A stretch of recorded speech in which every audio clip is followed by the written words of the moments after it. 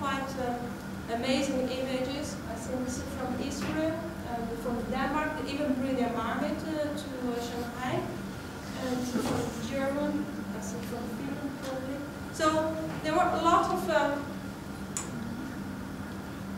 idea has been going on, and I think people are really asking, can we keep all these kind of new buildings for our city?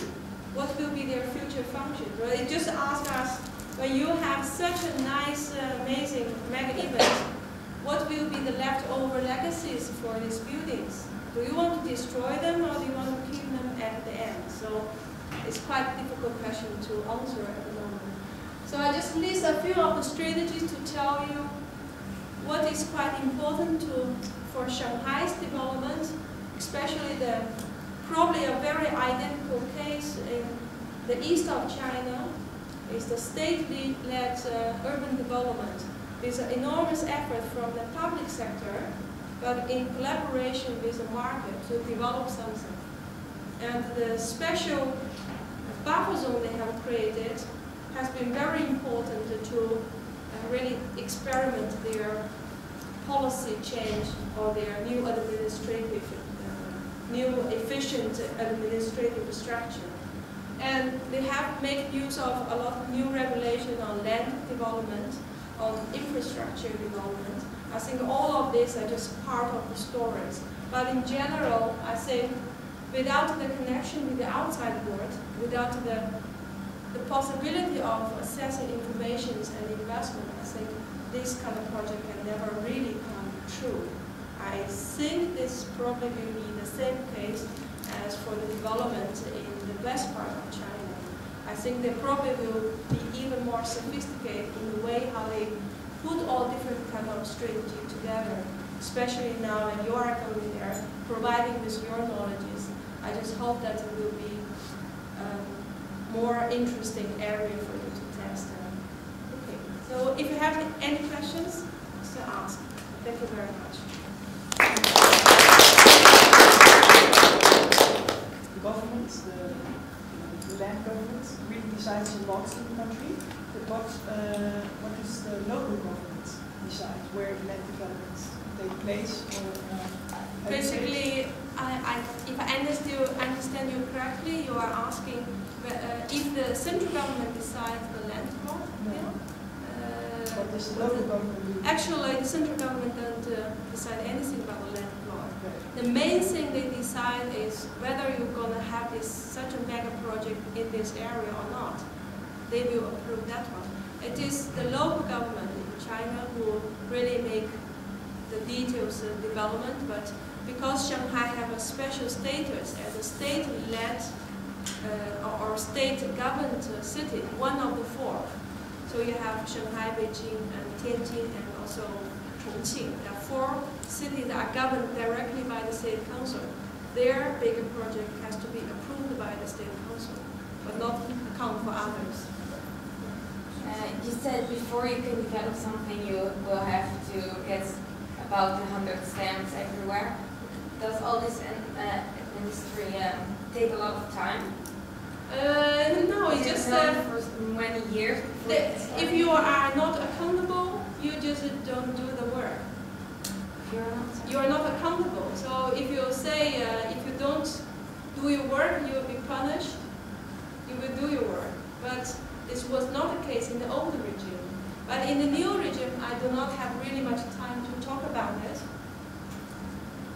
Is that in the central, the central idea is to create efficiency for Pudong development, especially for the approval procedures of all the investments. They have to create a one-stop station or one-stop policy, so one-stop system. That means that all the agencies that will participate in part of the approval procedures will have a representative in one building in Pudong area. So in this building, if you as an investor carry your project there applying for this project, you have a very clear structure. How to deal with it, how many days do you expect to wait. So if you do not get the time the approval, that means this project is approved. So that means that the entrepreneurs really have to work hard in order to work all these things on time. So in that way, it reduces this kind of red tape. Oh, of course, we still have to have this tape, but it's reduced a lot to before the economic reform. But this one-stop system helped a lot to regulate the behaviors or the efficiency of the people who work for the government, to make sure that they are accountable also for the investors. So what is the, how much effect does corruption have on the development process? I think. Do you really need to know the right people to get something done, or is it just? I think in comparison with other cities, Shanghai probably is one of the easiest, because they are a little bit influenced in between the West and Eastern culture. You also have the histories from the colonials, and they have a close relation before this France with a lot of influence. So, and well, the characteristic of the Shanghainese is very careful. So, like Pudong development, that's really a bold development. You hardly can see from the Shanghai people, and this is probably one of the unique things. And now they become more confident, they do more. But in general, they are very careful. So because they are very careful, I think the corruption definitely is there, especially in the real estate sector. If you want to get land, there probably will be a lot of possibilities. But in comparison with other cities, Shanghai people they are very careful. They try not to run any risk. That's the first thing. And the second thing is they are a little bit following the lines. So when I was in Shanghai in 1988, probably it's one of the only cities that follows the traffic line. In all other Chinese cities, nobody follows the traffic line. You just go wherever you want. It doesn't matter. But in Shanghai, there are still some possibilities that you follow the lines. And I think they are a little bit more tuned to.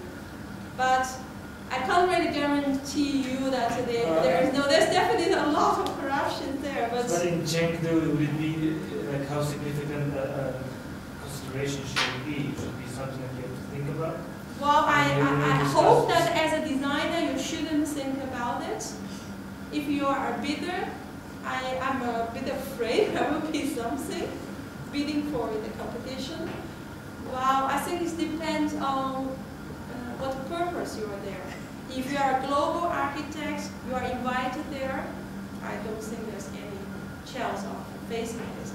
But if you are an investor, small investor, you want to get a lot of things from the local government, probably the chance is bigger. And furthermore, the smaller countries, sites, or the